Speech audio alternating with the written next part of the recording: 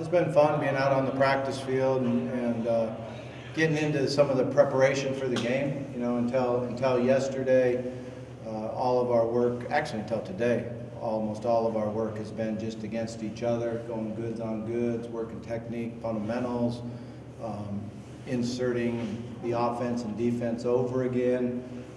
So that was a good time, and then working the young guys a lot extra out there. Today we started our preparation for the game as if it was a normal Tuesday. We'll get another one of those Tuesday practices after Christmas. So I thought our guys were doing a good job. They've got a good attitude. Last Friday was a lot of fun, being at graduation and seeing how many of our guys walked across the stage, got their degree. Plus Aaron Epps got his master's degree, so that was a good deal. And then, you know, they're trying to keep their focus on their preparation while they're here, and we're giving them enough free time so they can enjoy part of their Christmas break. But overall, our bowl season has been good up till now. What those sessions best on best? What did that teach you about your team? I don't know. You know, you're not really looking at what does it teach you. You're just looking at getting better and being more competitive. I guess when you really look at it, there's no question our offensive line is better now against our one defensive line than they were in August. So we have shown, you know, improvement there. I think Lamar's worked extremely hard on being able to operate our offense from under the center, working hard on his drops and technique and fundamentals. So I guess that's the one thing there. And defensively, we've been able to get a lot of the young guys a lot of reps. You know, throughout the season, we didn't play a lot of depth on defense, which is something that, you know, is always a little scary to me. You know, I thought the ability to get the secondary guys and the young linebackers a lot of reps has been very helpful for us. Lamar improving under center. Will we see more of that in the bowl? Yeah, I think so. You know, we go back through our installation, and there's a lot of improvement there. So happy about that. It's an unusual situation that the other team, quarterbacks have left since the season ended. How does that affect, you know, what you can expect from them or what you anticipate from them? Yeah, I mean, you know, Coach Sumlin's always done a great job with the offense, and there's certain concepts and beliefs that he has that you've seen carry over really for a long, long time. But it'd be a little different personality. Each quarterback that he had in there had a different personality. So, you know, we don't have a lot of reps of them. I think there's 27 snaps of them throwing the football.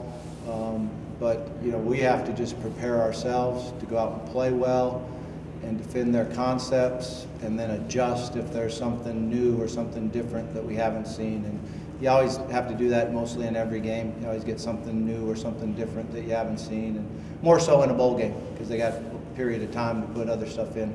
Given so perspective, how difficult would that be? I mean, put yourself in that position of losing your top two quarterbacks. Yeah, I mean, that's not for me to say. I just focused on us. I just worried about us and how our quarterbacks are doing and how our players are doing, and you know, our preparation for it. So I wouldn't even want to think about that. When you have this month gap, obviously you've been through this before, what are some of the pitfalls that concern you as a body of work from year to year in terms of that gap? Yeah, I mean, it always challenges your self-motivation. You know, each player to go out and you know, motivate themselves to practice hard, knowing that a game is a long way away. It always challenges your focus, you know, being able to focus and concentrate and be dedicated to being a good football player. So those are the things that you worry about, you talk to the players about. And, you know, I think our leadership has been good, and that helps us a lot, as it has all throughout the year. You also have some seniors that, you know, are having their last game. But what I've seen from them is working hard to try to get better. Understanding, one thing the seniors understand is the first, you know, when the scouts come in or the coaches and the GMs come in, the first game they're going to put on is this A&M game. You know, the last game you played against a really good football players. So they need to prepare themselves to compete and play well. Does A&M remind you of anybody that you've played this season, or is this going to be a new style? I mean, I'm not good on reminding, you know, They have very good players. They've got good schemes. They're very well coached. They're a fast team, at the skill position. They're fast on defense. They've got some really good rush guys that we're going to have to protect and be able to get the ball out on time, because you're not going to be able to stand back there and have extra time. So we just have to, operate and execute and do what we need to do to win the game. Why is their pass rush so effective? They're good players, They're good players. They're well coached. They really can bring it off the edge. They try to make you hold the ball with their coverage, so it all kind of works together. The difficulties in a young quarterback under center versus in a shotgun. Yeah, I think it's good. Part of it will really help. I think it'll help the run game. It'll help the play action game. And it's never, the good thing about Lamar is it's never been an issue with him taking the snaps from the center. So we really don't have to worry about that, which I've had quarterbacks that has been an issue with before. But for him, it's just been being at the right landmark to hand the ball off, or being at the right spot on the play action. So this extended period of time has really helped us with that, and being able to, we took one day where we had everything was under the center, every snap, whether it was drop back, whatever it was, and it's really helped. It'll help our run game to be at the right mesh point and having our running backs where they need to be. Is there a reason why he would be more comfortable in the shotgun, or? Just because of what he did all high school. Right. Yeah, that's always the challenging thing is, like I had a quarterback, Tyler Wilson, who played really good for us, his redshirt junior and senior year, but he had since 8th grade had been in all shotgun, no huddle offense. So he hadn't called plays in the huddle, hadn't had to send people in motion, it was just everything to learn how to do that without doing it, in Pop Warner and junior high and high school has become different. It's something that we really look at when we're recruiting now, is to see how much time they've spent from under the center. Bobby, you should love what Brandon Breckland's been to the team this year, and the way he's led and the way he's been producing. Yeah, I think the number one thing that everyone sees from Brandon is hard work pays off. And a positive attitude through frustrating times really pays off, because early in the year he wasn't being as productive, wasn't getting the opportunities to be as productive as he was a year ago at the end of the season, where he finished on a really high note, but he just stuck to it. He came to work, he had a good attitude, he smiled, and he showed that you continue to work hard and good things will happen. So that's the number one thing that I hope all our players take from it, because it surely stands out to me. But he's just a kid that works extremely hard every day in practice. He goes as hard as he possibly can, and you cheer for him. You cheer for him to have success because of how hard he works. What is it at stake for you in this bowl game, do you think, Bobby? Could you kind of? Yeah, I think I always consider a bowl game as number one, finishing your season, finishing it for the seniors and ending it that way. And number two is being the start of next season. When the early rankings or whatever come out, it's always really about, who do you got coming back and how did you finish the year? So I think if we can finish strong, then it's great for our seniors, it's great for the guys that are leaving, and it's good for us coming back for next year's season. As far as going to Nashville, was that an ideal situation for you and then the team? Oh yeah, I think it's great. I think it's great for us, for our team, for the fans. We dialed up and ordered this weather, so we've been able to practice outside. So it's all been good, I'm excited to see our fans and have a great bowl game. How's your team health-wise? Everybody healthy? Yeah, we're in good shape. We really are. We're in good shape. We've had a couple of nicks and ankles. Keith Kelsey's back practicing full speed. Brandon's back practicing full speed. So knock on wood, we're in really good shape right now. Bowls are normally neutral site type things, but this could very well be a pseudo home game for you guys. Yeah, I think we should have the home field advantage. How much does that help in terms of it being your last game and getting inspired? Not that they necessarily need to be inspired, but having kind of atmosphere. Yeah, it always helps. It always helps us get inspired. It helps, to have the crowd. It helps third downs. It helps your communication. So I'm excited for us, and it's a night game, so we know our guys will be rowdy. We like that too. You mentioned giving the players time off for the Christmas break. Are some of them able to go home, or are you guys getting together as a team or anything like that? Yeah, what we're doing is just get a break from practice, get a break from the coaches talking to them. But we'll do a couple things. We had a nice event the other night where we took them out and did the laser tag and a couple things like that. So we gave them a break over the weekend. With all the graduates, you know, our schedule was to practice on Saturday, but we didn't because all the family in town and that. So we gave them Saturday off, came back Sunday night and had meetings, and then went and spent some free time together as a team. We're going to practice tomorrow.